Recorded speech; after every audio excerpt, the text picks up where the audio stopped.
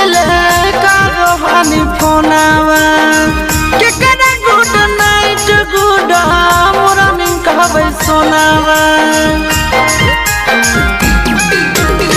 सोते घड़ी उठे से पहले करो हनी फोनावा के करे गुड नाइट गुड मॉर्निंग कहबै सोनावा रही रही मारो होई करे जवाहिलो रही रही मारो होई करे जवाहिलो आगे जानू से नुरा मांग के तोरे जना